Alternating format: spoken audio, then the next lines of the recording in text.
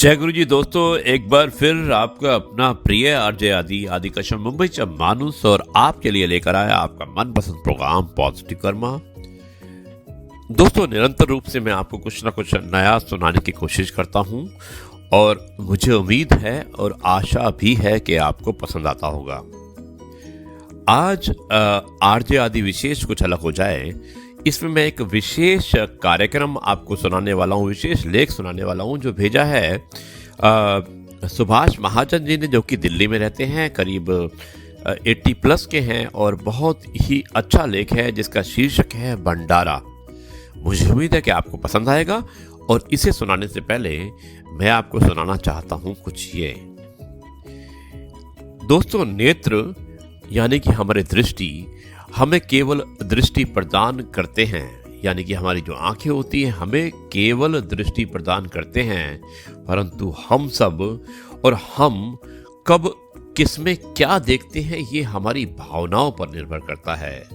परोपकार बहुत ही विश्वसनीय कार्य है जिसका ईश्वर के अतिरिक्त कोई साक्षी नहीं होता है। यानी कि अगर हम अच्छा काम करते हैं तो इसका साक्षी केवल और केवल ईश्वर होता है। इसलिए दोस्तों, आप अच्छे कार्य करते रहिएगा, ईश्वर आपको देख रहा है। आरजे आदि कश्यप मुंबई से मानुस। दोस्तों, आरजे आदि विशेष कुछ अलग हो जाए, जैसा मैंने कहा था, उसमें आज का हमारा एक विशेष लेख है जिसका शीर्षक है भंडारा। भेजने वाले हैं सुभाष महाजन, हमारे बहुत अच्छे दोस्त हैं, दिल्ली में रहते हैं। शुरुआत करता हूं इस विशेष लेख की जो शनिवार का है, यानी कि वीकेंड स्पेशल है, कुछ इस प्रकार।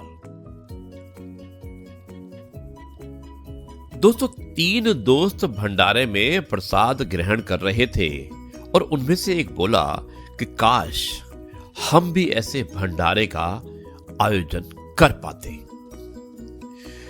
दूसरा बोला, हाँ यार, सैलरी आने से पहले जाने के रास्ते बनाकर आती है। और तीसरा बोला, खर्चे इतने सारे हो जाते हैं तो कहां से करे भंडारा। पास में बैठे एक महात्मा जी भी भंडारे का आनंद ले रहे थे। वो इन तीनों दोस्तों की बातें सुन रहे थे। महात्मा ने उन तीनों दोस्तों से बोला कि बेटा, भंडारा करने के लिए धन नहीं बल्कि केवल अच्छे मन की जरूरत होती है। वो तीनों आश्चर्यचकित होकर महात्मा की ओर देखने लगे। अब महात्मा ने सभी की उत्सुकता को देखकर हंसते हुए कहा कि बच्चों, बिस्किट का एक पैकेट लाओ और उन्हें चींटियों के स्थान पर, इस बिस्किट के पैकेट को चींटियों के स्थान पर रख दो।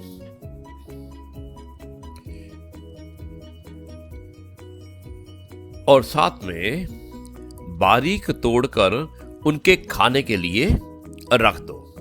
देखना, अनेकों चींटियां उन्हें खुश होकर खाएंगी। हो गया भंडारा।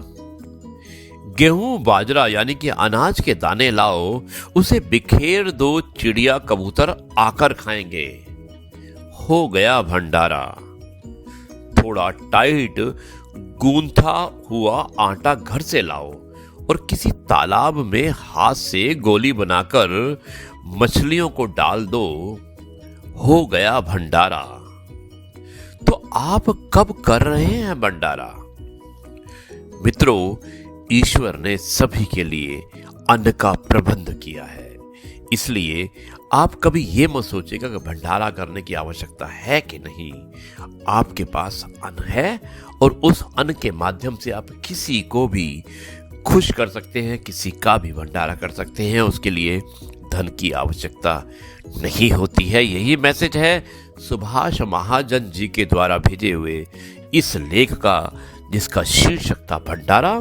मुझे उम्मीद है कि आपको अवश्य पसंद आया होगा। अब मैं इस कार्यक्रम को यहीं पर समाप्त करता हूं और कल आपसे एक बार फिर मुलाकात होगी कुछ नई बातों के साथ। तब तक के लिए कहता हूं जय गुरु जी, शुक्राना गुरु जी।